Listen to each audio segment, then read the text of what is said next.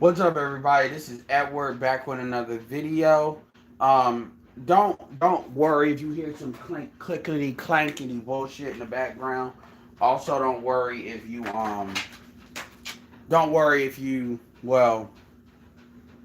hear me kind of fading in and fading out a little bit. Just bear with it. I'm like doing something while I'm doing this video, so I want to kill two birds with one stone before I forget. Hope everybody's having a good weekend. You know what it do. This is the year. Everybody looks at this like holiday season. I actually try to look at this as the opportunity to get started on next year as well as holiday season. So that's something y'all should keep in mind. Because there's definitely some things I'm trying to set up for next year. So just things a little bit more productive, even with these conversations. Because I'm gonna keep it real.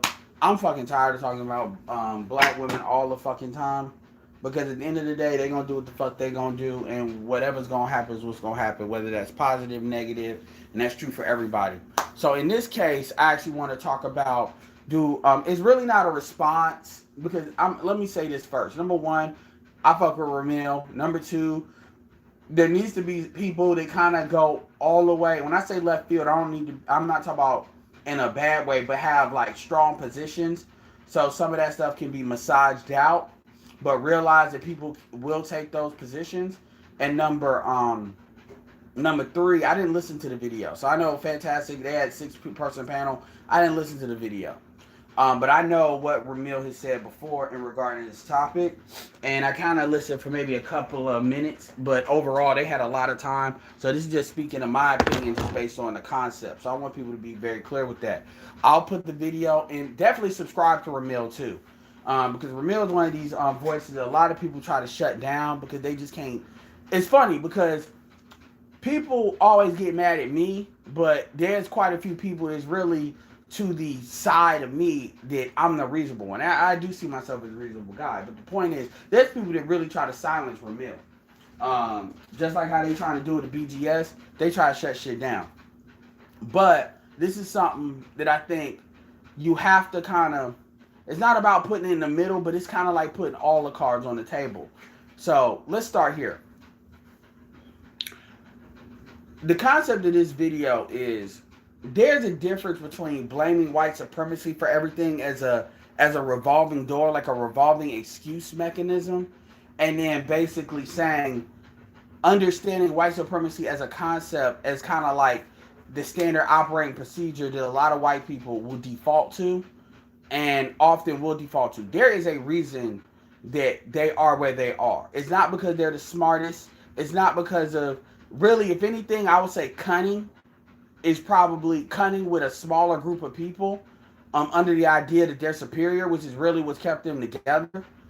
This is why they always default to fucking with each other, because they will fight each other anyway, but that's not what its really concept is really going to go. That's just to kind of why. But I want to go the route of talking about this in a different way. It's easy for me to say, oh, well, what he's saying is wrong on this, and it. No, that's not what I'm going to do. And this is not really so much trying to disprove it. This is really me kind of remixing it and re-angling it, realigning it a little bit. So first, let's talk about another concept that affects men in general, black men in particular, that's similar but not the same. Kind of like sales and marketing. It's similar but not the same, but they interact with each other. So racism is about race. It's the idea of you basically coding up around a race, the concept of a race. So let's go to feminism, which is the concept of which feminism now has always been said it's about equality. It's not. It's about, at this point, you could say that up to maybe, and even I could argue it wasn't then either, but you could say that up till second wave feminism. Once you got in the third wave, it no longer became about equality, and it's really just about women having as much freedom and room to do what the fuck they want to do as possible without any consequences. It's really about it really is feminist, like really it really is feminine supremacy now.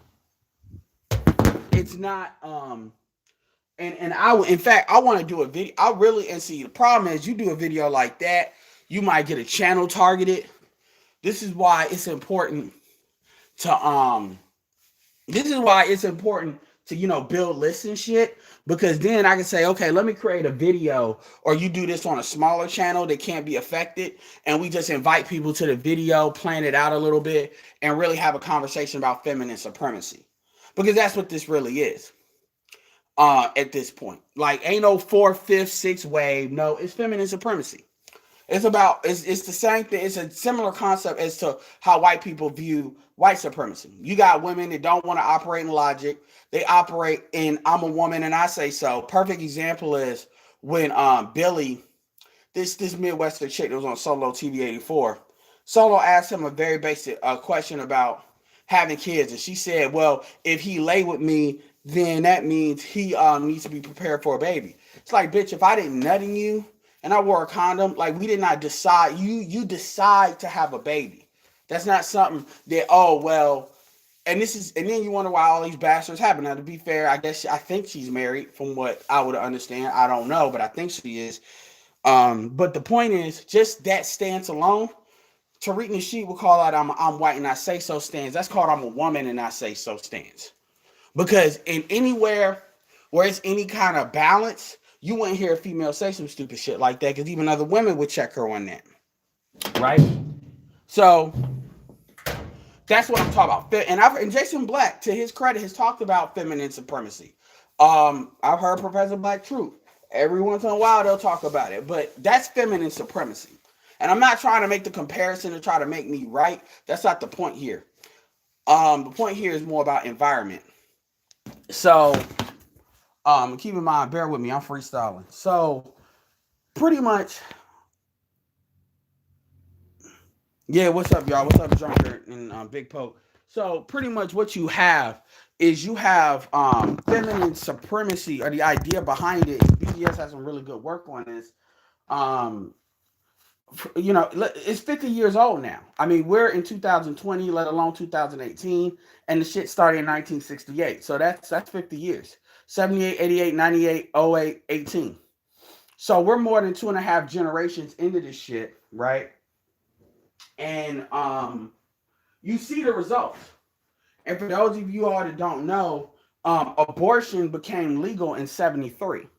A lot of people don't. I don't think a lot of younger dudes understand that. Like, the right to not abort a kid, the right to abort a kid is really not that old as a law. It really isn't. People would think that shit, just like how your ability, the Voting Rights Act, 1964, these things are not that old. They're really not.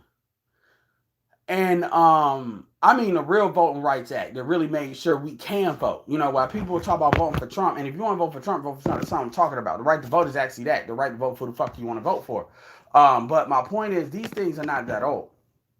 So, when you look at, abortion, these dates, a lot of stuff, we could argue the precursor, the suffrage movement, which kind of led to the shit in 1968, which was really supposed to be about civil rights. But that was really the precursor of black women really turning on black men and really saying, okay, I'm going to, and I'm not going to play the if it doesn't apply, let it fly bullshit. People know exactly what the fuck I'm talking about. So intelligent people know what I'm talking about. So that's really, you start to see black women say, okay, there's an opportunity here. And white women presented that to them on some, Adam and Eve shit to really code up around the idea of womanhood. For some reason, I don't know what got in these chicks' head that they thought, well, there's the white man and the black man, and they're seen to be on the same team, which is, so I'm going to get with the white woman, and we're going to try to get our shit. Really, a lot of that, this is how you kind of know the gynocracy and matriarchal thinking was embedded in a woman a lot earlier, because you don't see that kind of shit in any other group of women, where they say, okay, so I can get my benefits, I'm going to try to en route around the men, because most women understand that eventually they're going to have to meet back up with their men. Eventually, there's a potential consequence to that down the road. That's a bill that somebody's going to have to pay. Even if it's the latter generations of women that would have to pay it by shit being realigned. And then it's kind of like you're so used to having all this rope. And then when that shit gets yanked back into alignment, then you're getting your neck jerked back into alignment. And that's going to be very difficult because those women are, I mean, basically where we are now. Think about it. If you look at women in the 70s, and in the 60s, and you look at women today, hell, if you look at women in the 90s and you look at women today, like it's night and day. The shit that we talk about, like we're talking about motherfuckers having body counts of 20 and 30, and they still want to act like they a wife, and they want to frame that as, oh, well, you're just insecure, as if once they get married they've demonstrated that they actually adjust to marriage life. When you understand that marriage, divorces happen at 80% of pop. I don't give a fuck. They're activated by women. I don't give a fuck how you try to frame that. That's you playing. You may be a good card player, but you're still going in the fucking casino, and there's penalties to losing that game. So people can frame that's like somebody saying, "Oh, well, at the end of the day, you still need to go to school." Okay, there's a possibility to win, but don't act like student loans and shit like that isn't built for you to lose. So the point is, we're dealing with night and day shit. And I'll get back to the racism piece in a second, but this is very important. So I'm gonna harp on this. It's like a part one. Um, the point is, you would be an idiot. Y'all already know all that shit. So I'm not gonna go into a history lesson. My point is, these women, if you listen to how these women talk, this is a lot like how, and I'm not even talking about whether they're white, black, Hispanic, whatever. And it's not even about feminists. There's a difference between being a card carrying feminist and being a woman that has feminist leanings and feminist attitudes. Just like there's a difference between somebody just like a card carrying white supremacist, or they have those strong feelings, versus somebody that has those feelings and attitudes when it comes down to it. They prefer not to jump on that, but at the end of the day, they're going to default what they default to. A lot like how Democrats operate. Democrats operate a lot like this. They like to keep the stuff in the background because they don't want the messiness of having to be able to look at what happened or what they did, but they still do this shit in the background. Or they feel this way. Or if you got people that vote for people to do this shit in the background, they don't really hold that accountable and say this is not the right way to go for reasons. They go along with the flow because they're comfortable with that. It's the same thing with a lot of black men that say the same circular bullshit all the time when we're having these conversations. Shout out to BGS. Your BGS said that's absolute self-hate, because the difference between you fucking a white woman and you believing you deserve to suffer because of some shit that some women are constantly telling you because they're upset, that is the epitome of self-hate, and he's absolutely right. And you got a lot of dudes that at the end of the day, I'm gonna tell you right now, they're just not in, they don't understand that they're baked in the cake. They don't know another way out. The only way they know out is to somehow superhero their way out, because they're too afraid to actually do the neck jerking shit, to jerk the rope back, and then whatever happens is what happens, and we'll deal with the shit later. They won't take power. They don't. Here's a funny thing about a lot of these niggas. These dudes don't even want to admit. They don't even want to admit that they don't have power over their women. A lot of these dudes, if you ask them directly, to be fair, they will say they will admit that, but a lot of them don't even like to. They will say, "Oh, well, I'm the man of my own household." No, the fuck you not. Because at the end of the day, you're as much of a man as that woman allows you to be. Because the reality is, if you make that woman mad, it's amazing how dudes will say that, but as soon as a female gets mad, what happens? She starts looking to how you can punish her. This is actually, I'm going to keep it real with you. And this goes, because I've heard niggas try to pull this. And it didn't take me a second. I just dismissed it. But now that my mind's eyes kind of focused on that argument, I got a way to kill that argument. So the next nigga that say it, and you know the people I'm talking about, them niggas that like to get loud, them niggas that are former thuggos, that like to blame the white man for why they did what the fuck they did. The I sold dope to surviving story lying ass niggas. I didn't sell dope because I wanted a bitch and I wanted bitches to like me. So basically them bitches told me to sell dope because I'm a weak ass nigga. No, I sold dope to survive. Because I'm going to tell that story because I don't want to seem like I'm a fuck boy. Those niggas, you know who I'm talking about. This is what you do for that ass to shut that argument down. The next time they come at you talking about, I run my household, I run my household. Y'all are only saying that because y'all don't run your household. Ask them this. So, okay, I got a question. If your woman gets, I really would say it this way, if your bitch gets out of line, but let's say it like this. If your woman gets out of line, how do you punish her? How do you punish her? And ask them this too. In any situation where somebody establishes that they are in a leadership role, like a real leadership role, they have the ability to control. They have the ability to basically gather influence. Leadership is not something where somebody's, yes, you could be voted as a president, but once the president is in there, he's the leader of the military and he's the leader of his regime. Or not regime, but you get what I'm saying. His office. What that means is he has the ability to fire people, get rid of people. He has the ability to control people or punish people if you're not gonna outright get rid of them. So my question is, okay, nigga, your woman gets out of line. How do you punish them? Go. Well, this is exactly what these niggas gonna say. I already know what they're gonna say. Well, because I'm that nigga and I'm da da da da da, and my woman ain't gonna get out of line. Or we have some kind of agreement. No, because that's an agreement she's agrees to. That's not leadership. That's partnership. So you're not leading your house. You're partnered in it. That's two different things. Because see, the difference between two partners is each partner has an ability to dissolve the partnership once it no longer becomes beneficial for them. The difference is there's a lot more consequences and penalties for men dissolving partnerships or relationships, especially once you have a kid or you commit. If you have a kid, that's a form of commitment. And this is why these women are very, remember what I just said with Billy not too 5 minutes ago? That's why these women got that mindset, because they know there's no consequences to having it. They know once they get you in that situation, they have an ability to punish you. They can punish you through child support. They can punish you through a lot of different means that they're empowered to do so because of these laws. Now, you see how this is coming back to the feminine supremacy shit? You see how that shit's coming back? And I ain't even got to the racism shit yet. But they're emboldened and empowered to do this by, everybody knows this. This is like Red Pill 101 shit. Everybody agrees to white, black, whatever. Even they don't get along, they agree to this shit. But it's not something they did. It's something they're empowered to do. And yeah, they're going to vote to keep it running because it allows them to have control to do bullshit. By the way, that's what abortion was for. Abortion was a lot like gay marriage.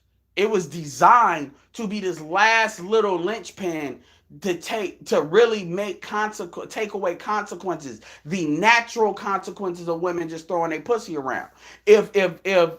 If abortion, because keep it real, if abortion would be legal today, not only would you eliminate a lot of women doing a lot of whole shit, but to be honest with you, a lot of these niggas that always want to focus on black men, a lot of these niggas that always want to say, well, what about the black man? What about the black man? The black man wouldn't be able to do a lot of shit he's doing. A lot of these niggas that people want to talk about, these pump and dump niggas, these niggas that I'm saying the way you say, these niggas that say you can't fuck a single mother, but you talk about single mothers, that shit wouldn't even exist to that point. Because like BGS said, it'd be more shotgun marriage.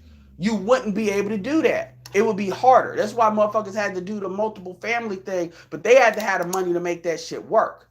That wasn't something that was easy to do. There was a lot more cooperation necessary.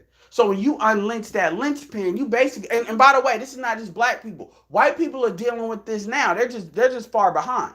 The opioid epidemic is their crack era. So you see them 10, 20 years later, and you're going to see a lot of the same shit you see with us today, because they're already at 50% out of wedlock. And a lot of that is more in redneckville, like the Midwest, mainly, to be honest with you. But it happens. So my point though is going back to the other part, they are in partnership with their women because their women have a lot more ability. If you actually just compare the two, the only real thing a man can really do, and this is not really punished, is cheat. But the truth is, he can't do that because a woman can just blow up the relationship. A man can do it too, but a man is good. Most men are not prepared to be able to really unplug a relationship because they don't think about the relationship ending. Versus these women do. This is why these women always are able to monkey branch to other motherfuckers. You know, it doesn't matter if you that nigga or not. Omarion was that nigga to April. Not April Mason, but to April on the chick to his baby's mom. Yet what did she do? She got with the secondary nigga to try to punish the first nigga. So that shit don't mean shit. That you the dude, that doesn't mean that these women don't. And when I say these women, is it every woman? No, it's 80-20. I'm going to just say it just like that. It's 80-20. That pretty much accounts for the some but not all bullshit. That's what I'm going to start saying when somebody says that. But some but not all, no, 80-20. 80-20 and 80% is who the fuck I'm talking about. So ain't no some but not all. It's most but not all. Let's change that language. Not some but not all, most but not all, but in varying degrees, the severity of the issue. But my point is, these niggas ain't running shit. They're running shit because those women happen to be on board for right now. But like Mr. Research says, all women go left. And as these women challenge you, it becomes this psychological game where you have to have this superhero like manipulate. You got to have like literally pimp-like tactics, which the average man is not supposed to have the mind of a pimp in order to keep his bitch in check. Society cannot be built on that. You're supposed to have laws and natural consequences and order in order to deal with that. So what happens is you had niggas are really trying to be out here and advertise in their own way. And it's funny because these will be some of the same niggas that want to talk about Tariq and Sheep, but they'll say, oh, you got it. The way they're talking is like, nigga, I shouldn't have to pimp my bitch or I shouldn't have to be in a marriage and pimp a chick. I shouldn't have to pull pimp game on a chick to keep her in line. I shouldn't have to do that. And if the average black, that's some gynocratic shit. There's a reason why pimps usually deal with broken bitches. Because those are the main women that come to them and need their services. A woman is supposed to be enormously is not supposed to have to do that. So anyway, I just want to, and that's something I may do a whole video on that on its own because it needs it. But with these dudes that want to sit here and put out that you ain't running your household, nigga, they not running their household. Because at the end of the day, if they woman would have cheat, what the fuck? Now see, a lot of these type of thuggo niggas might hit a chick. But see, at the end of the day, now they get the cops in line.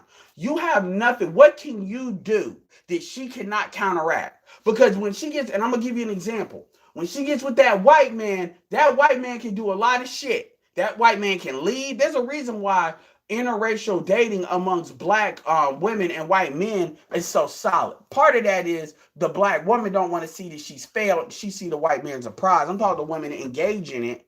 But part of it is that white man, no matter what economic situation he's in, for the most part, if it's any kind of in range of each other, that the white society is going to back him.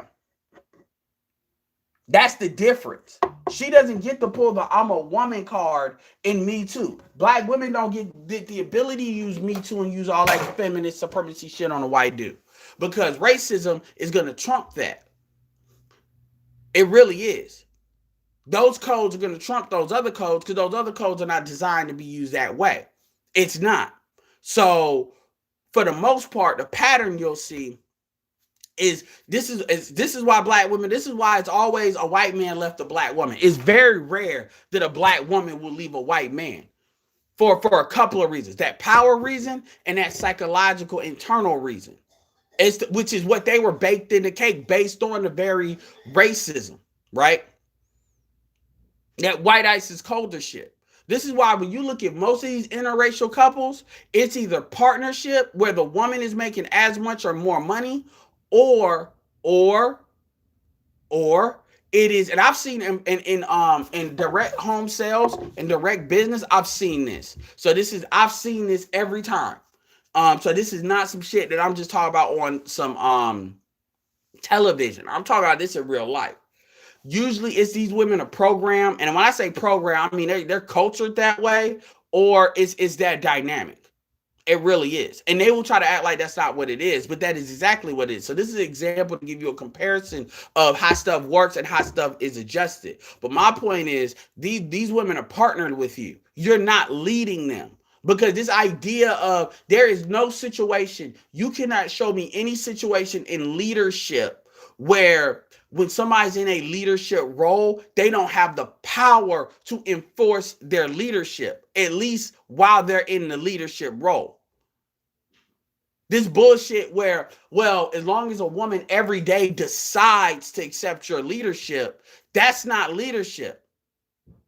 That's like leading with permission. That's not leadership. I've heard BGS mention that a little bit. And I would like to see him do a video about that in particular.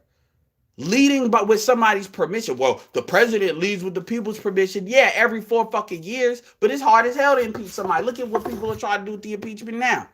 No.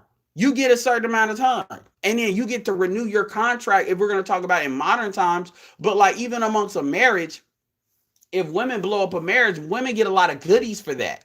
How many of these females do you really think will blow? How many women do you really think will blow up a marriage if they couldn't get, if the goodies were minimized as to what they could get?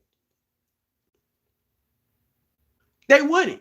If they actually had to make their own money or take what they brought into the marriage and not this, okay, it's assumed we did it in a 50-50 partnership. They wouldn't leave. They would stay. This is why when you deal with the aristocratic shit, they're very sure who controls the jewels, because he who controls the money makes the rules. And when you split that shit up, then it becomes, okay, what are you here for? And no wonder 80% of divorces happen. And by the way, these are divorces. We're not even talking about the cheating. We're not even talking about the cheating where women try to act like dudes cheat more than women. No, women cheat a lot. Women cheat. It's basically 50-50. Let's call that what it is. And it ain't no 50-50 because some shit C Boogie say, well, women are just marrying niggas that are lame ass niggas. That's not why. That's a cop out. That's a fucking cop out. It really is. As if like that's a fucking cop out. It's a cop out. That's just some shit that a dirt. That's what I call dirty macking logic. It really is. That's why I like living in the state of North Carolina, where you could sue the outside party for cheating. Because that's dirty macking logic.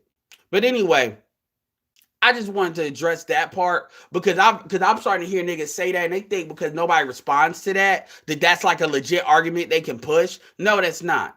Nigga, you not running shit either. The end of the day, yo bitch can leave you, yo bitch can cheat on you, and yeah, you may hit her, yeah, you may do some shit like that, but ultimately, you ain't got no real power to really control that shit. If she want to take the kids or do all of that, you niggas are just gonna have to be drug along with what the fuck she want to do.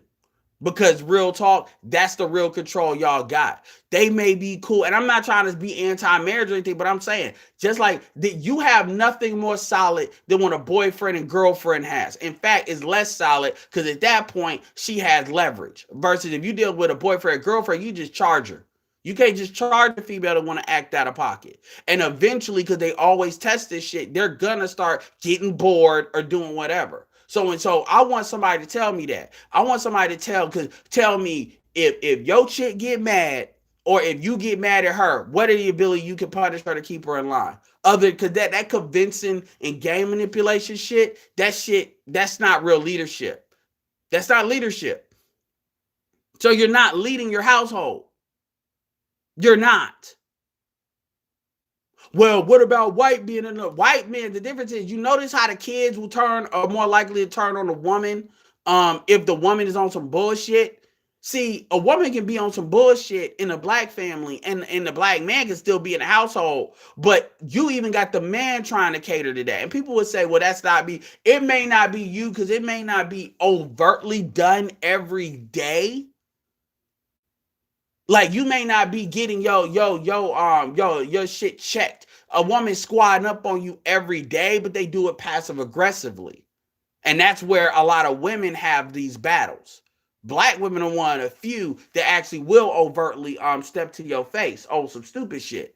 So it allows dudes to kind of have this plausible deniability where it's like if you hit a bitch and a bitch is in denial that no, you're just with an abuser. And you got a woman saying, well, it's my fault he hit me.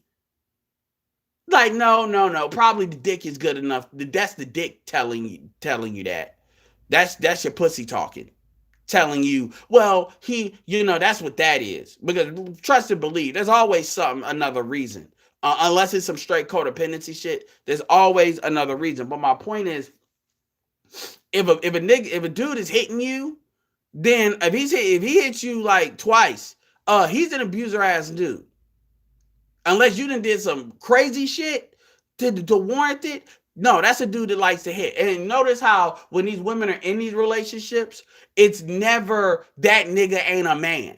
It's never that. It's always that in the abstract. But when they're actually in the shit, it's never, oh, he's not a man, he's got a baby dick, or whatever. No, these women justify staying in these relationships. And it ain't never because of the kids, especially in this environment. And it's because their clock may be broken or whatever, but they always resonated being in that relationship is better than not being in it. So they choose to be that. That's why I asked Ruby that one day, do you think some women can get their clock broken and actually think violence is a love language? I don't think she really understood what I was really trying to go with that, but that's kind of what I meant. It's the same thing in reverse. When a lot of dudes allow this plausible deniability bullshit, and motherfuckers will say, oh, well, that's not what it is. Okay, if that's not what it is, you show me all these dudes that are patriarchally leading their household in the black community. Not these isolated pockets. Show me these actual groups. Show me a city. Show me a region. Show me a district within a city. Show me something. Anything. Like some shit you see with the Harlem Godfather or some shit. Show me that. You can't. It's always these pockets. It's just like when motherfuckers start saying some but not all. It's like, oh, well, some women are single mothers. Well, the way you look at it as an, oh, bro, oh, well, that's because y'all talking about it. No, that's not because, see, that's code for I don't have nothing to say, so just stop. Don't talk. I give up.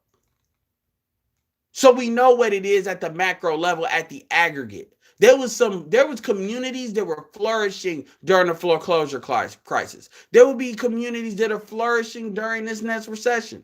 That does not mean the overall truth is not true.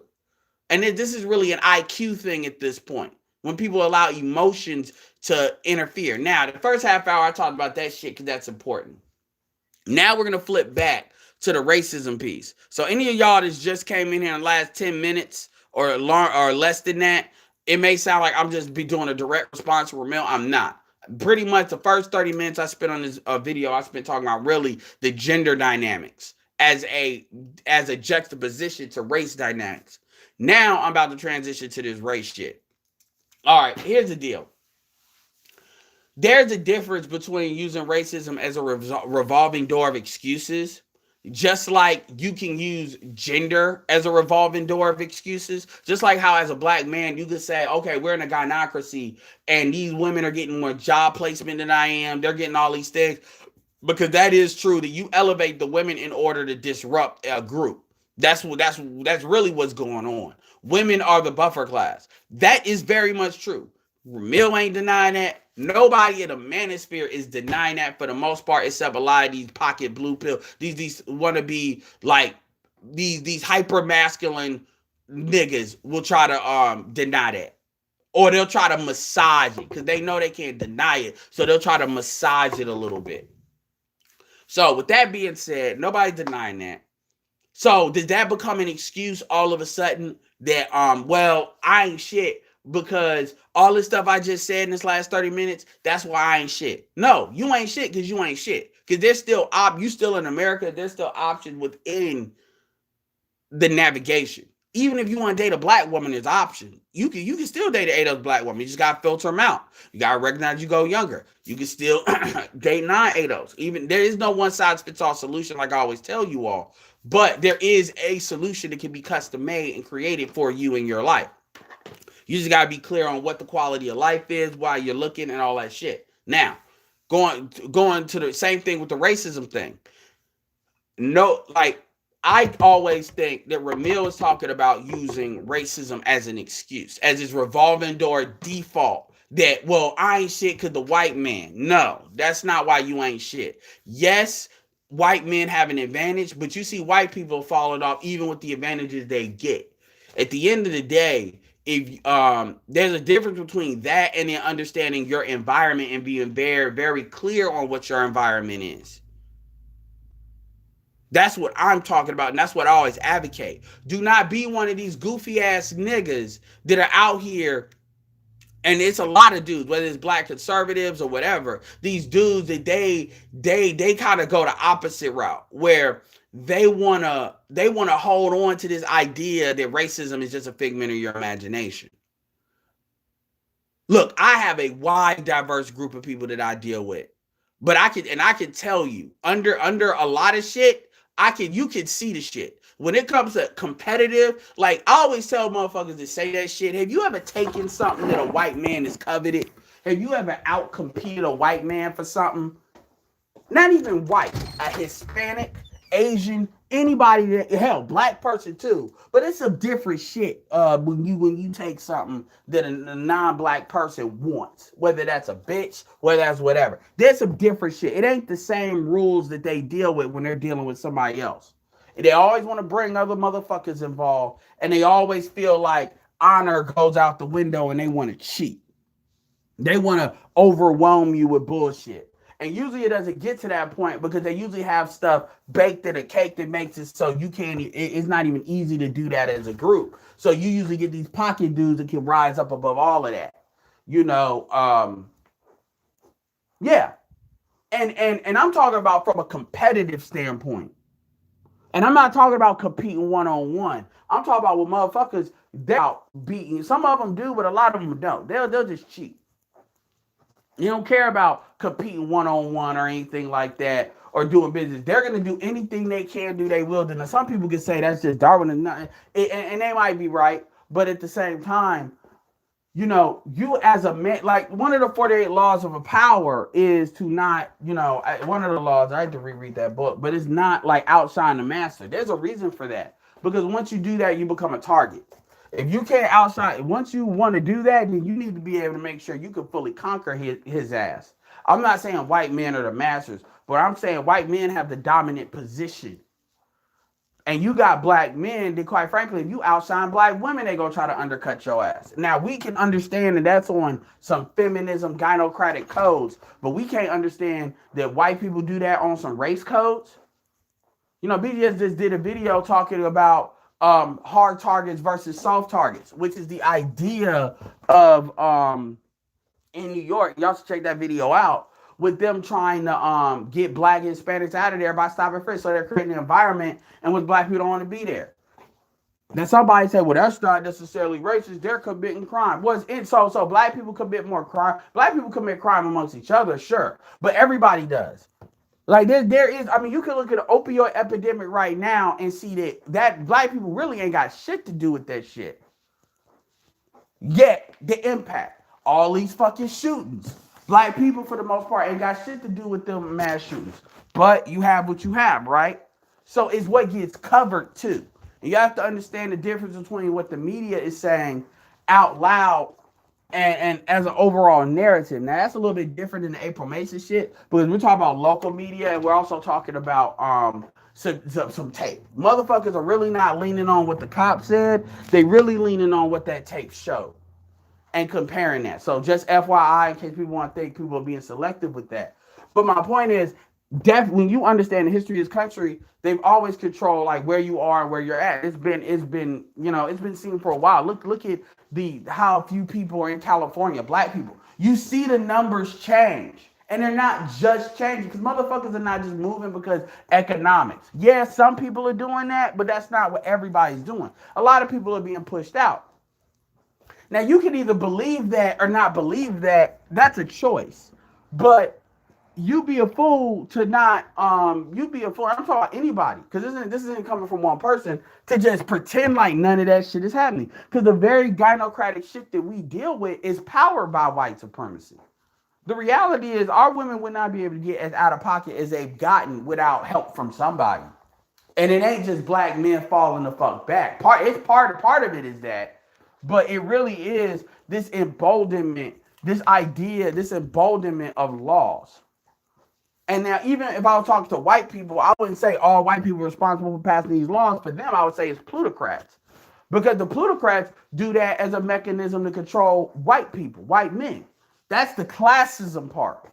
And see, this country, gender, class, race. has always been the DNA of America.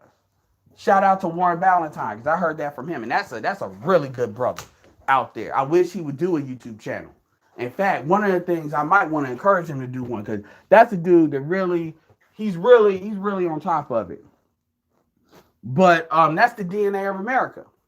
So you have to be able to understand those three environments. We're not, and obviously you have the social environment, which is kind of like the fourth environment now.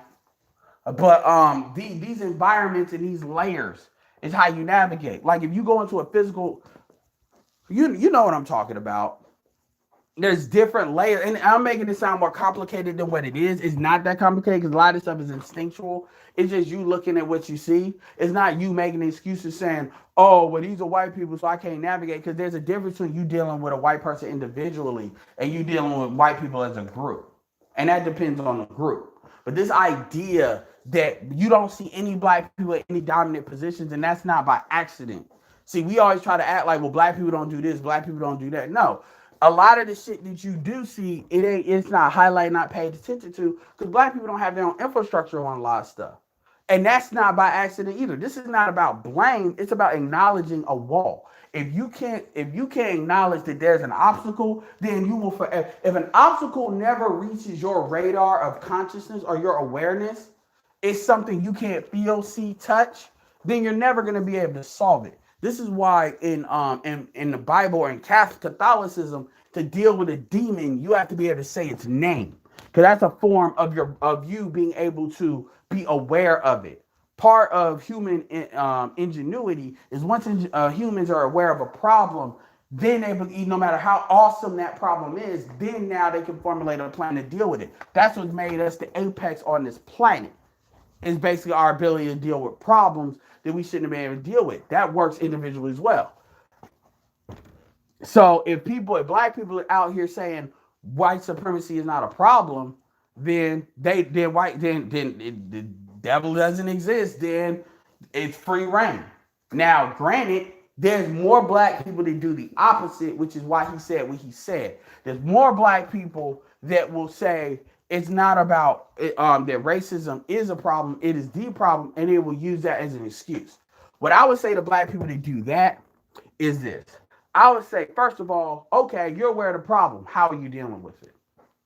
Well, that's for some. No, ain't no that's for somebody else. How are you dealing with it? Because so if you're sitting here and you're saying white supremacy is not a problem, but is a problem, and you're saying it's the problem, what are you doing about it? And when I say what are you doing about it, what I mean is on a link-to-link chain basis. Are you buying black? Are you talking about why it's important to buy black? Are you trying to meet people that's in your family halfway? Or are you really got some hidden agenda that you're using the white supremacy piece to promote? Is it really more about a black man fucking a white bitch that you're insecure about? Is it really more about you got some daughters or you got some kids, so now you want to try to go black people or other people around you into doing some shit because you don't know, because you done fucked up and now you guilty? It's always some hidden agenda. And that's why, like, when Ramyil says shit like that, I don't really go at it as hard, because there needs to be people that counter that hard, because we know what the deal is, and that's what a lot of what he's speaking of. Ramyil will say what he needs to say about marriage, and I interpret that is, well, the laws need to change. There needs to be things that make what he's saying less true, but so the environment needs to be adjusted so the concern, you neutralize a person by neutralizing the concerns. You neutralize the environment by which those concerns can be made. Motherfuckers are saying that the house is burning down or that it's on fire. You don't say, well, the problem is the dude is saying it's on fire. The way you deal with that is you put out the fucking fire. But see, in our community, we like to just shut down and say, you shouldn't say that that's burning. That's inappropriate. Even though it's burning down, there's people in it. It ain't my family. I'm just letting you know, but they're looking right at it and saying, no, that's not really what's going on. That's the stupid shit we do in the black community. So to end this video, what is the point? The point really is know your environment. Do not be under any delusions as to what your environment is, regardless of what that is. If you a dude out here trying to talk about, because if people are out here saying something, and just because you ain't seen it or felt it, and I ain't talking about he hasn't, I'm just saying, you like when on the gynocratic shit and you want to pretend that shit ain't real, okay, you can be in your bubble, but eventually your bubble's gonna get popped. And that's true for automation. That's true for a lot of stuff. So the question is, as a man, your job is really to be prepared for if that happens. You can believe what the fuck you want to believe, but if you don't have any insurance or any contingencies in case that shit really happens and you get caught with your pants down, then that's on you. And that's on anybody. That's on me. That's on anybody for anything. Like I could talk about business. You got a lot of black people, they don't want to do business or they don't want to hustle. They want to sit here and to be like, oh, that shit fake, that shit this. Well, guess what? We're in a time where you can't really live a good lifestyle. You cannot depend on a job anymore for living a good lifestyle. Having a hustle is a requirement. It is just as much a requirement as a degree. By the way, everybody understands that but black people. While black people are just chasing degrees, getting that student loan debt, hoping and praying that these Democrats are going to do some student loan forgiveness, other people are out here hustling. And when I say hustling, I'm talking about doing, business shit, not no selling dope.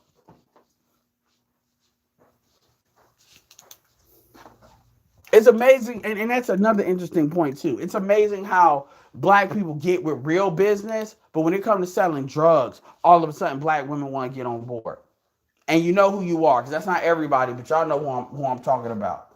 And that's another thing BGS said. We said a big reason why you see as many D-boys as you do is because that's what the bitches like.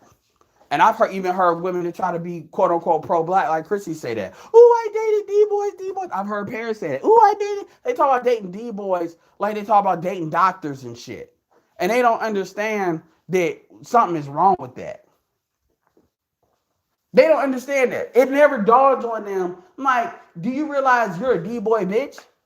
Do you realize that you saying that you in any other group, society, you saying that you, like, imagine being a white female and you're in a higher class. Because you got a lot of chicks that are like lawyers and shit that they'll do that on the low.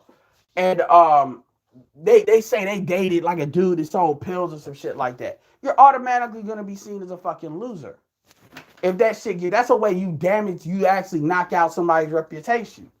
But in the black community, you can have women that are degreed up to think that shit's cute. Even Karazan, before she got with the dude that ended up not wanting to be with her ass before she got with the white dude, she said she tried it.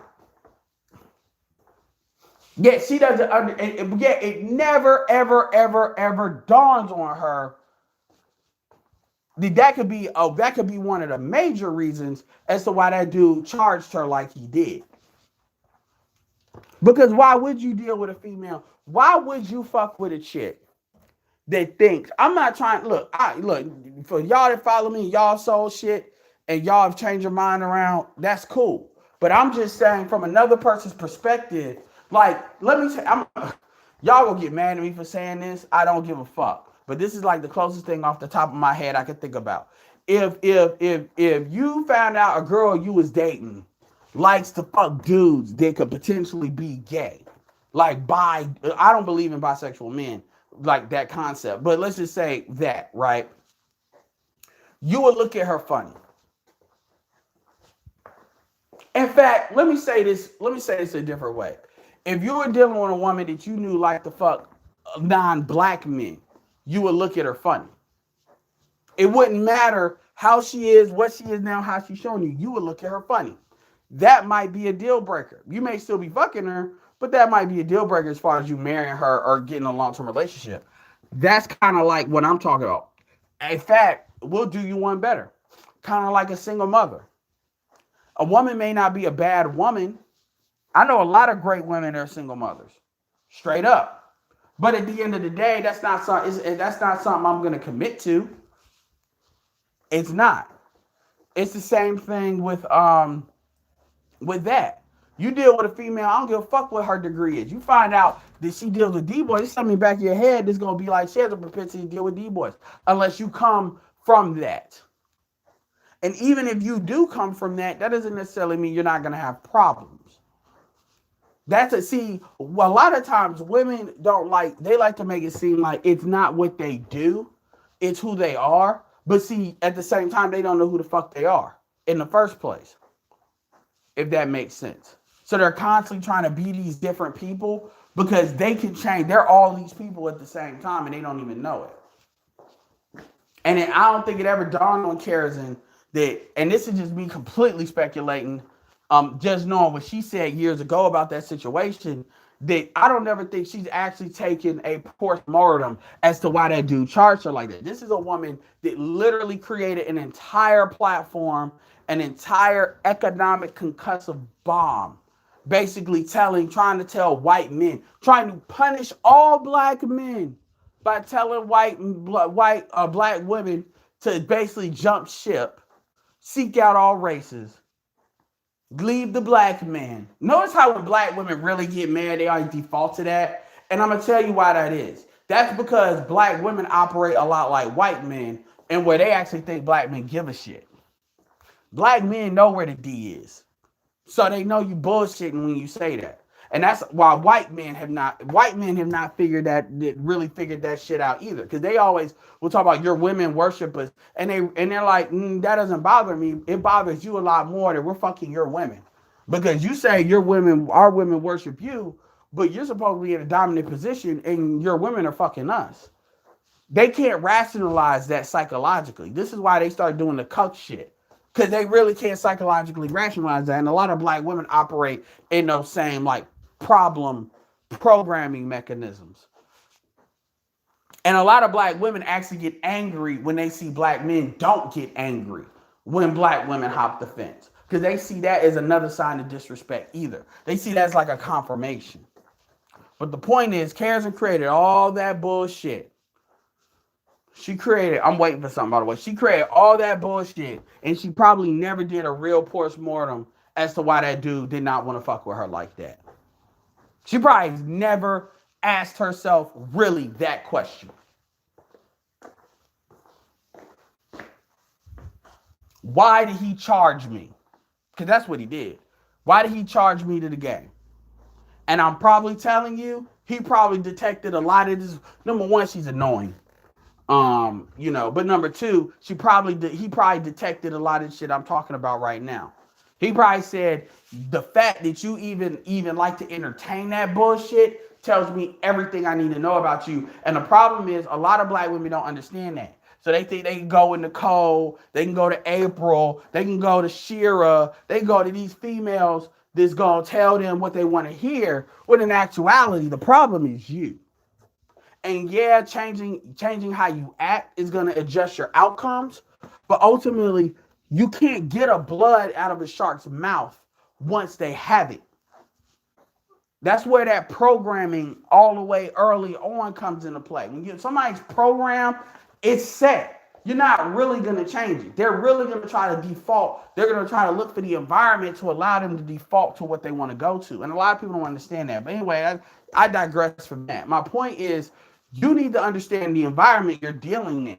And you need to be honest with yourself about it.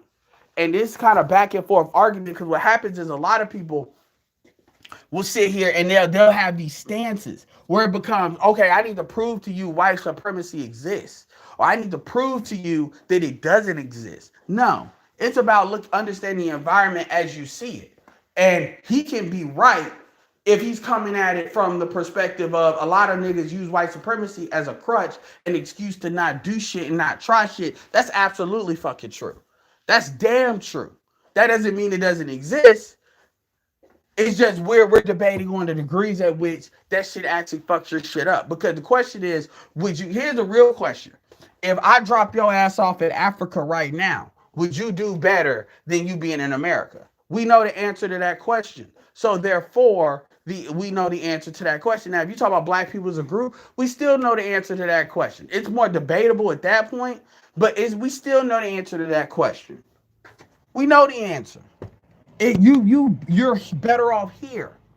So the point is, there's a lot of stuff we don't do here. So my point is, now that doesn't mean there's not an environment that's created, that's not only created but maintained to try to put one group over another, which we're all supposed to be American citizens. That's the point to that. White people are not supposed to use a white, especially what black men have fought in these wars. We're all citizens. That's the point. But like I said, I just wanted to massage that a little bit because the problem is people always have these things where they go back and forth, back and forth, back and forth, back and forth, and then it's never the real point that really needs to be gotten to. Black men need to start being honest about the environment that they're in. And that's true for this gynocratic shit. Like, this shit shouldn't have to be talked about every day, every day, every day, every day. It's just be some shit that you see and then you move. You move within it. Marcus Brown is a good example of that. Anyway, so I've run my mouth.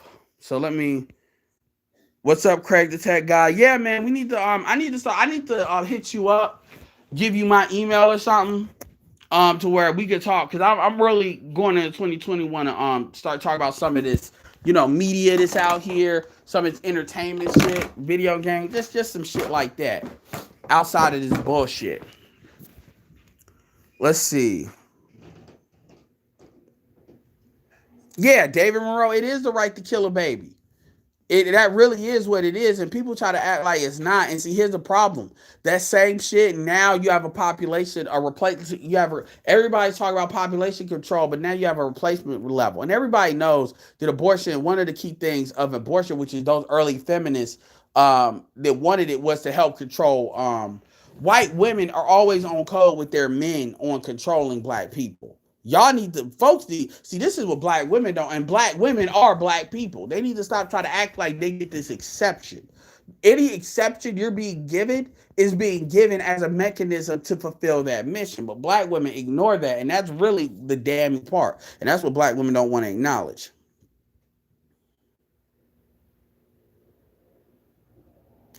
Yeah, Richard Vixen Dixon. Yes, I could understand that. I mean, with Mufasa, the thing about Mufasa is an intelligent guy, I'm sure, but he does what a lot of Negroes do, when they get in these circular loops where it's like what I just did. It's not even about me meeting him halfway, but I really look to try to look. I'm not doing this because I like Ramyil, so I'm just gonna look to try to understand. You see me do a video with Taz where I agree with what Taz did on Ados, and then what did Taz do? Taz called me a pussy when I got on the panel, because that's the type of nigga he is. So it's not about, if I like somebody, I'm gonna look. No, I understand what Ramyil's saying behind what he's saying. He's just using hard language, but I get what he's saying. Ramyil ain't dumb. Ramyil know good and goddamn well that racism is not a figment of people's imagination. Now, we may disagree to the degrees at which how strong it is today, because even BGS says that white supremacy is fading. Even BGS says that. So but that's a different argument to say, it just doesn't exist. We all know that's bullshit. But see, that's not what Mufasa's gonna do. Mufasa's actually gonna try. I'm trying to change his mind. No, he didn't make the video to challenge somebody to change his mind.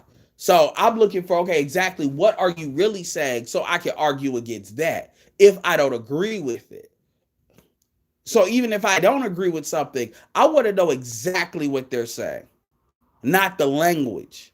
And I've heard Ramyil talk about these things enough to where I know what he's saying. And I agree ultimately with what he means behind it. Where a lot of black people use racism as this excuse for not doing what the fuck they need to be doing. Because for the most part, the biggest gripe I have about black men using white supremacy is black men use white supremacy as a mechanism to excuse these chicks. They use white supremacy as an excuse to basically hide the gynocracy. That's what they try to do.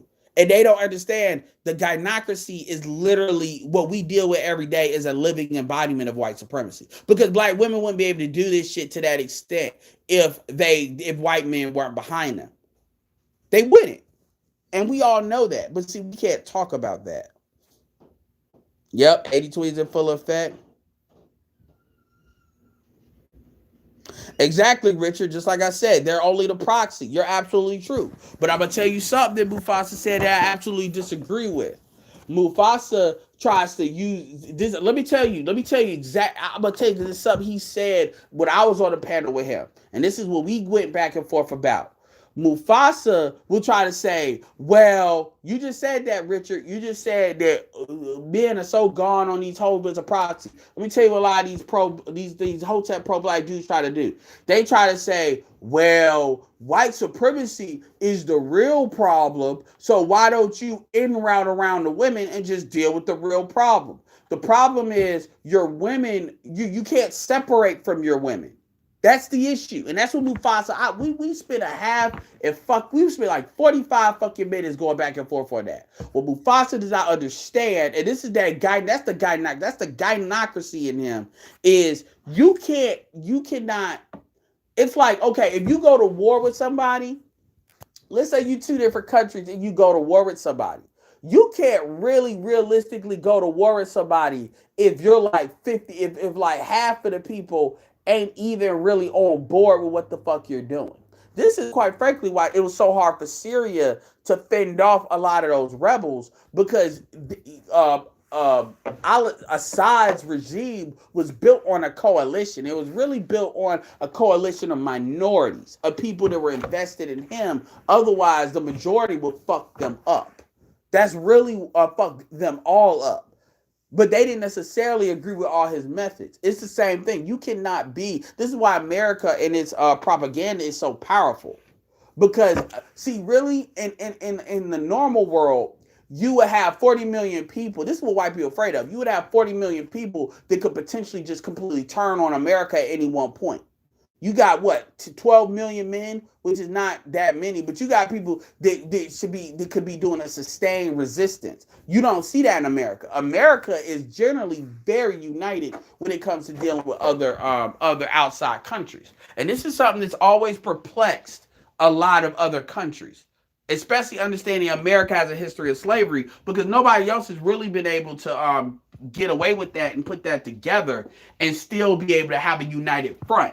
Now we have internal stuff in the United States, but when it comes to dealing with outside the United States, and part of that is the United States really, this is why there's a lot of propaganda in men and people, particularly black men, but America would prefer if Americans just don't travel outside the United States.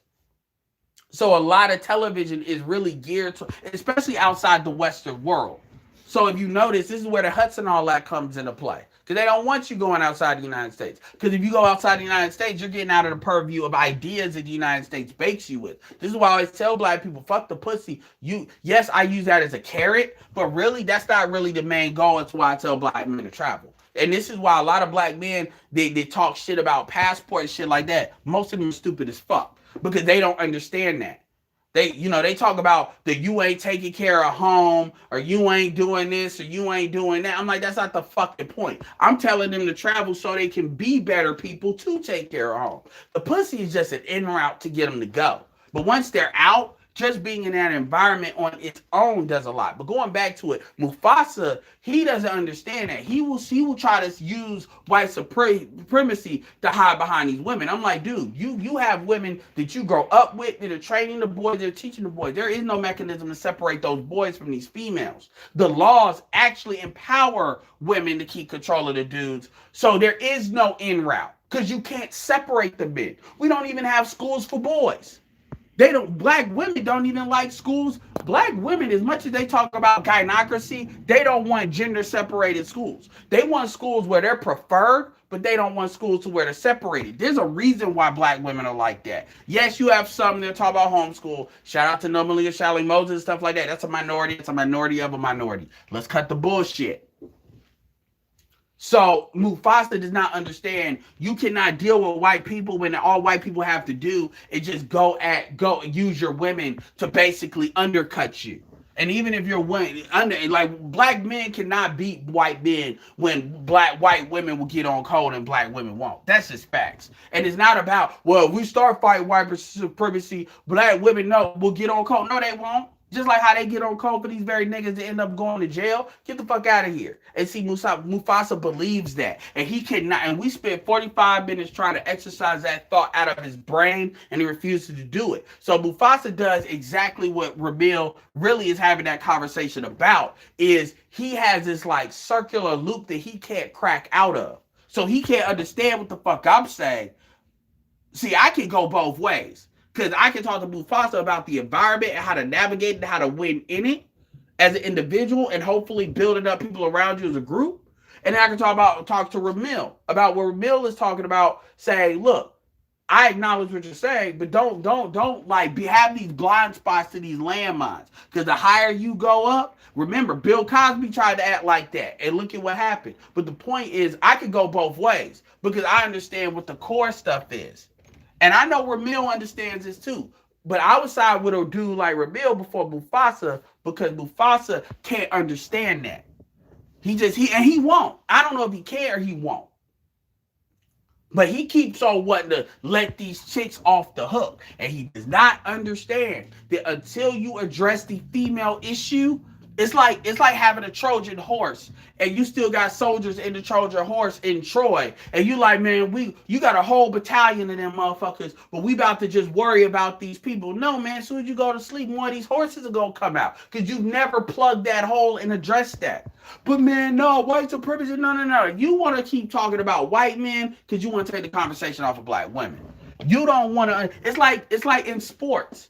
You see all these teams with basketball, football, baseball, whatever. If you don't get your own internal ball club under control, you're not gonna beat other teams. You're not gonna beat other teams with motherfuckers doing what the fuck they want to do. But they don't. He don't want to understand that. So it's really you're just spinning your wheels. They are broken, Archer.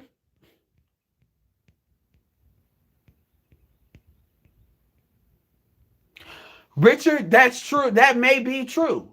But there are things black men can do. It's not about putting your foot on their necks, Richard. What it's about is it's about basically you basically pulling out.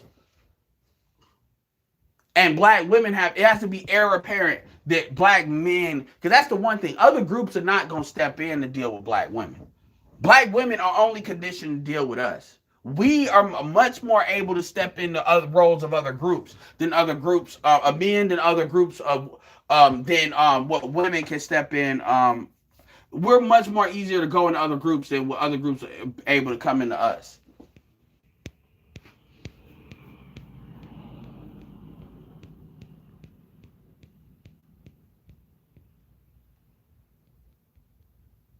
Some immigrants do, some immigrants don't. But Richard, but also, yeah, some immigrants groups, some immigrants don't. But at the same time, a lot of that, will just leave the country and everything will be great. Yeah, I believe in the two system approach. So I'll leave it there.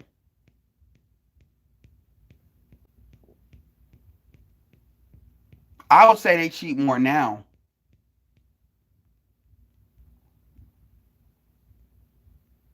Exactly, Archer. Sub Dalawasha.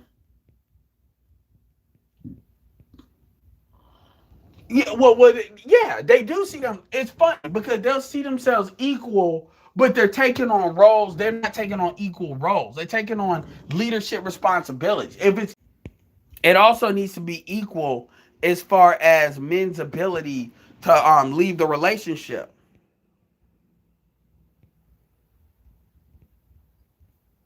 Well, I mean, the bag argument is. Let's be clear here about what the bag argument is.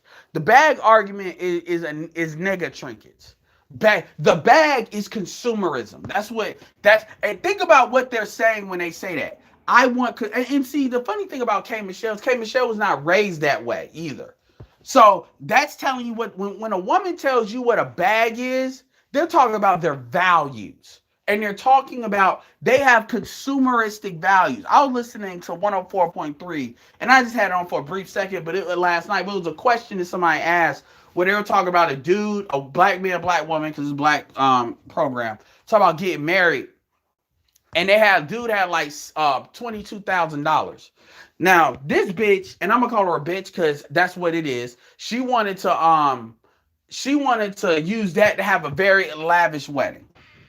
And the man wanted to use that to put money down on a house. That's bad. And he wanted to have a low key wedding. He didn't care about that, but it wasn't money for that. So he wanted to put it to the house. Now they got a kid already. Now, And she's talking about what she don't want to. What she try to act like she basically trying to stall the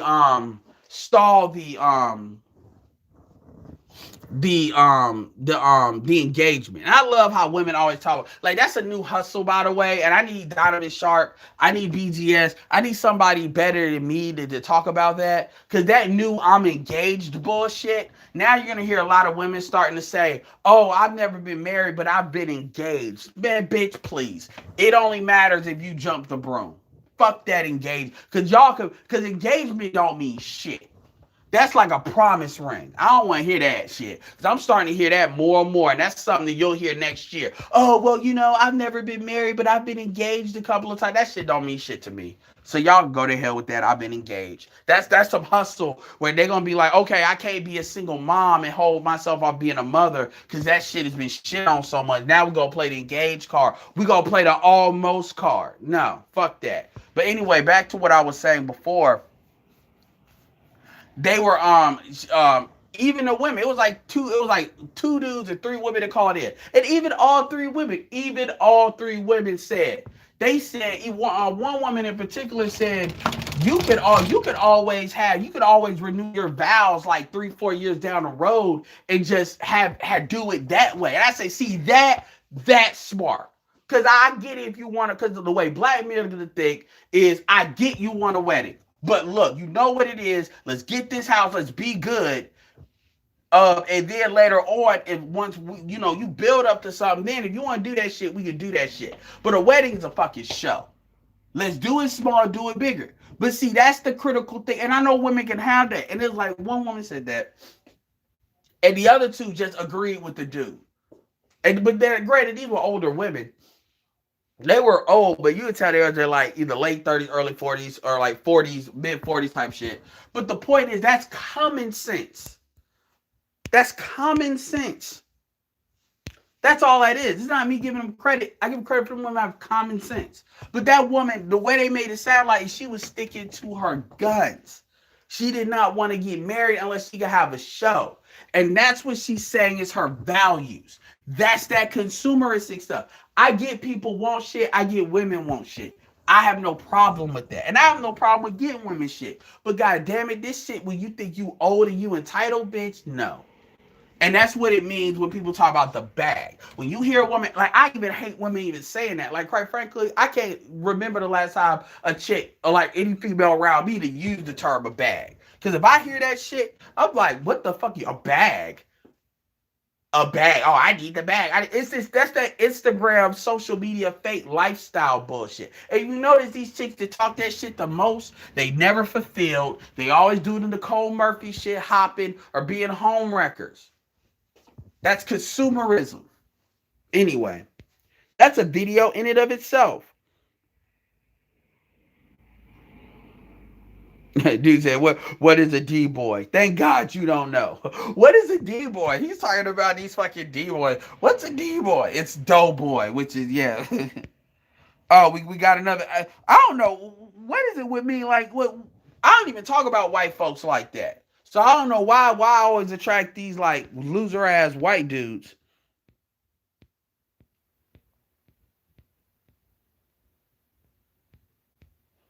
Every video I do now, I got one dude talking about Jews, talking about like these loser ass niggas. Like, where y'all coming from, man? What list did I get on? No, the bootleg, Gabriel, the bootleg runs outside the gynocracy. The bootleg is kind of like a separate pocket. Okay, I should do a whole video and have BGS, because I'm gonna tell you, every time BGS gets on my videos, my shit always is like the highest shit. If you actually want to map out what the buffer class looks like, black men are at the bottom, of course. It's a combination. The biggest part of it is women, black women. Then you got, and that's where that woman of color, that people of color bullshit, immigrants. And I'm talking about black immigrants, because we're talking about the black buffer class. So women are the biggest piece, then black immigrants. And I'm not saying all black immigrants, but you know what the fuck I'm talking about. And then the motherfuckers that like to play tribal games. And then I will argue the alphabet community, the black version of the alphabet community is in there, because and then the boule is in there. The boule is a very older part of it. You could argue biracials are in there too. That's kind of like their wing, right? That's all the black buffer class. The biggest piece of that is the women. You deal with that, you can deal with everybody else. Everybody else won't be an issue. The boule, the boule can be a combination of things, but because there is what people call a boule, which is like Hollywood. No, that shit's more like that's not really what the real boule is. The real boule is a lot more in the background than that. But that hopefully answers your question without me going on a tangent.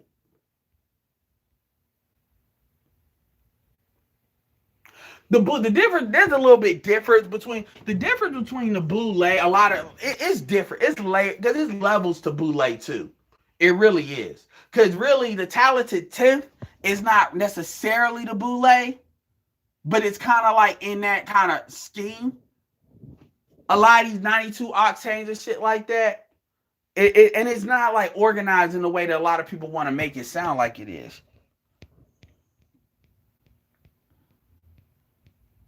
Truth is, I know, yeah, getting a childless wife. Like, there was a dude that, shout out to my Telegram, it go down in the Telegram. Dude said, it was a video in which he said why black men are just going to have to end up getting with single mothers. And he's trying to make the argument that black men, the argument, I already know the argument he's trying to make. It's so many single mothers, you might as well pick one up. No. I'm going to tell you something right now. I'd rather tell a dude to hop to another race to deal with a single mother. I use the intercultural conversation as a mechanism to get around that. But real talk, that's no. I'm not telling a dude to commit to no single mother. Oh, well, if you fucking them, don't talk about it. I don't get. Come on, man. Let's cut the bullshit. You know.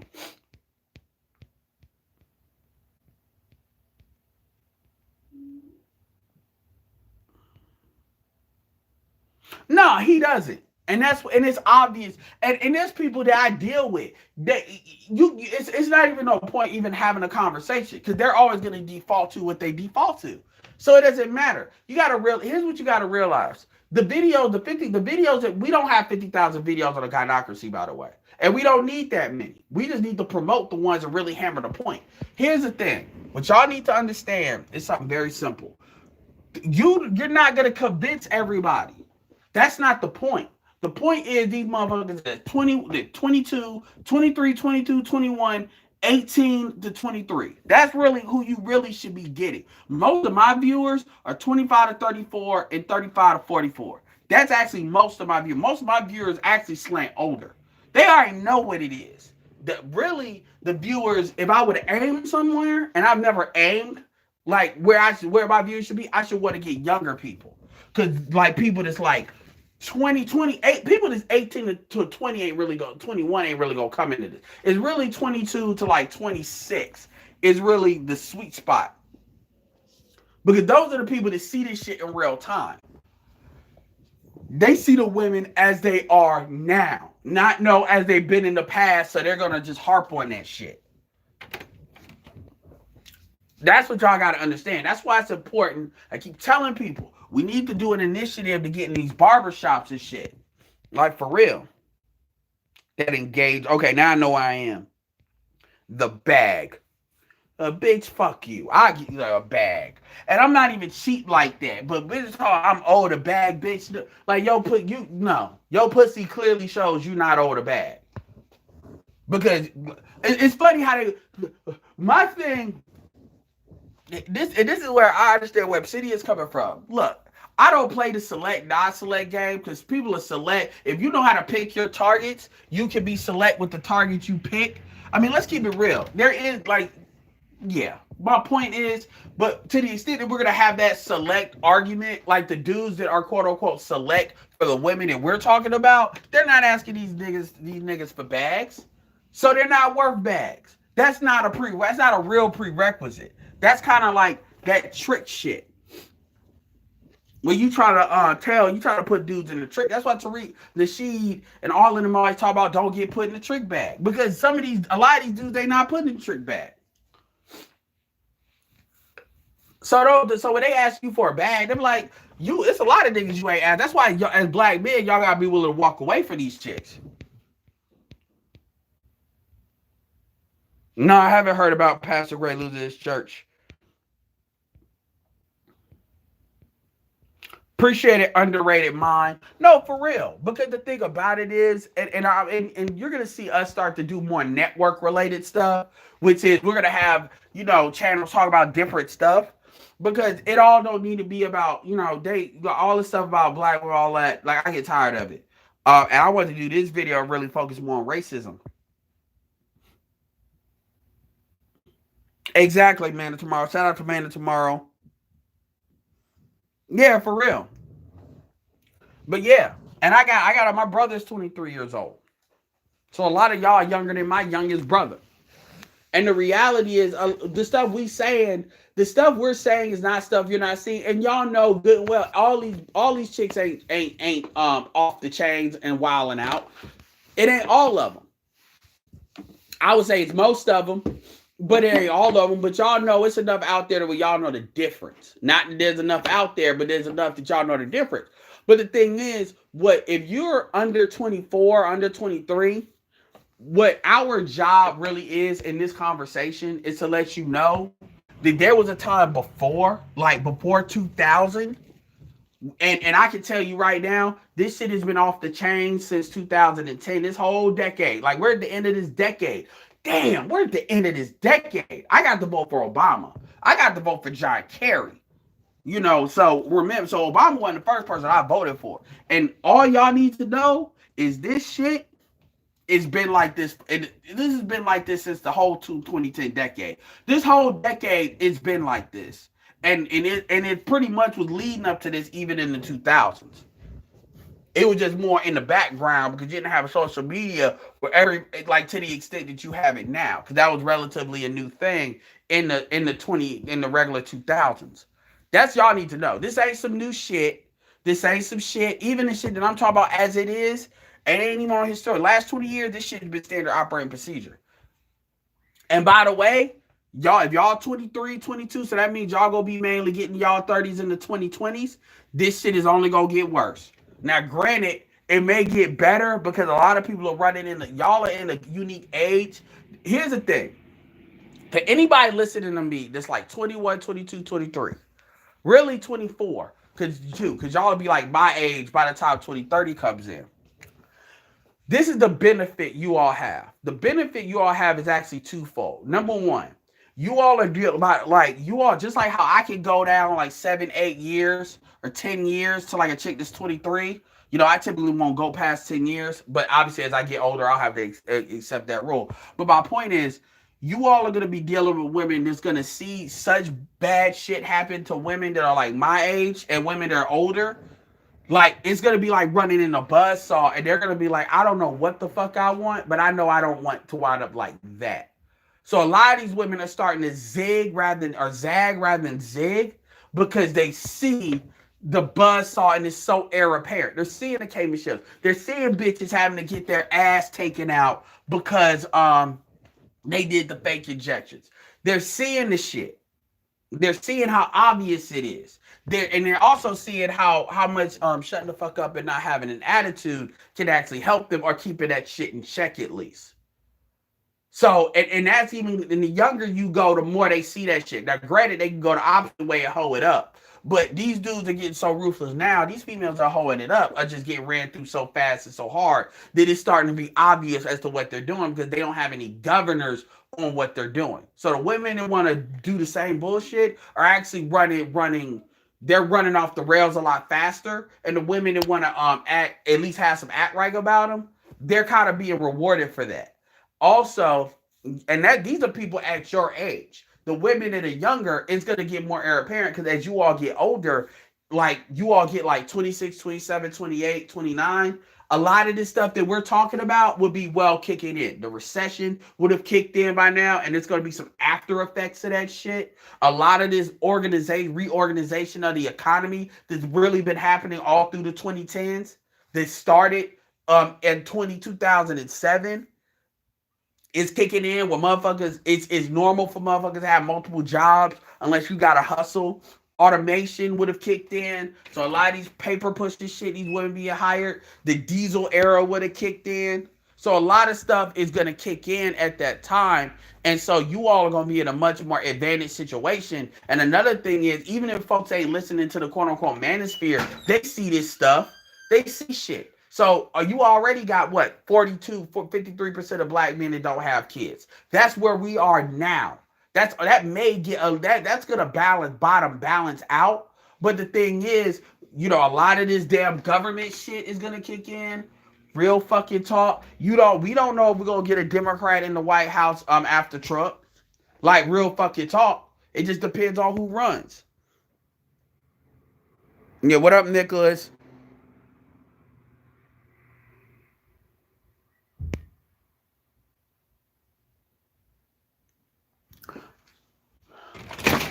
Yeah.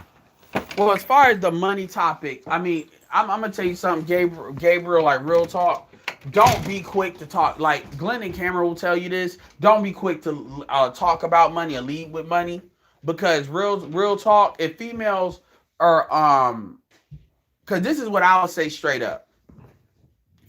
If women want to have a money conversation, I'm gonna say, look, we can have a money conversation, but at the expense of blowing this shit up, you gotta sound desperate, because it's kind of like, okay, you know, because that's one thing Glennon talked about. And this is funny because these women will always try to, especially black women, they always talk about if you go overseas, all they want is asking for money, money, money. But if you have enough money to where you got more money than like the average person in America, kind of like if you go overseas, you have more money than the average person in like Brazil or some shit like that, they gonna act just like them. They gonna do the same shit.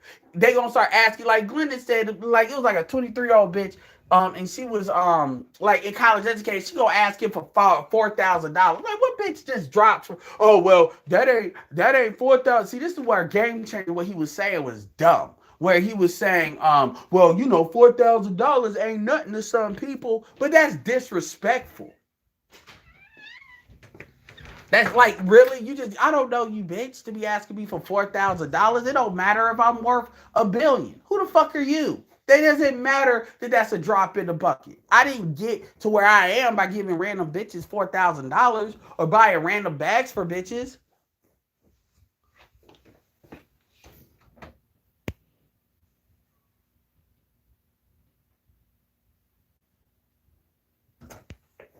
It ain't even, deal with quality women, but no, but I'll say this, truth as I know, and I'm in this video after this. It's very important to deal with quality women, but at the sake of being practical, it's more important, if you're going to focus on something, to focus on knowing why you're dealing with a bitch, knowing what outcome you have for a chick, like, and be very apparent, be very present to that. If you know you just in it to fuck, and you trying to fuck it out or pump it, then make sure you put her in that lane that's reflective of that. Don't be taking no chick out to no restaurant and like you know that's your only outcome. If you know you really trying to court a chick because she demonstrates that she might be different, fully assess that shit. Don't just believe that shit. Don't just want to believe that. Actually fully assess that. Look at her family, look at everything. If she comes from a family of single mothers, then chances are that's in her future.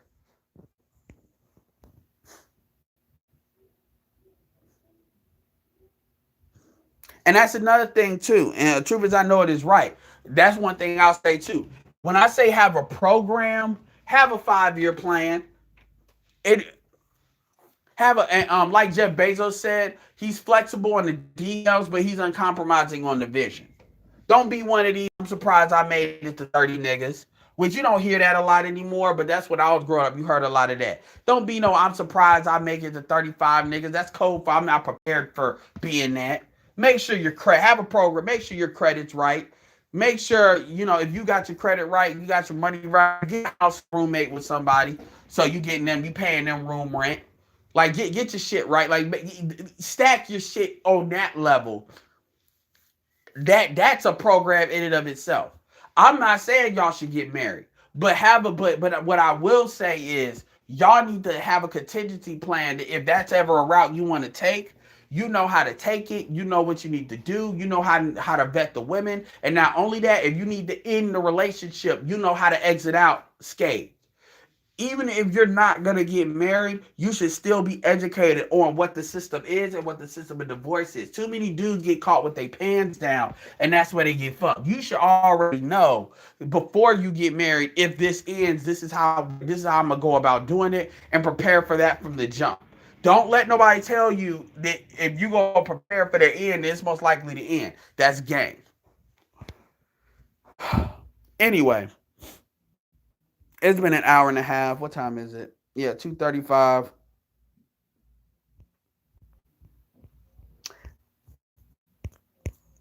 Appreciate y'all hanging out. With that being said, this is Edward, signing off. Peace.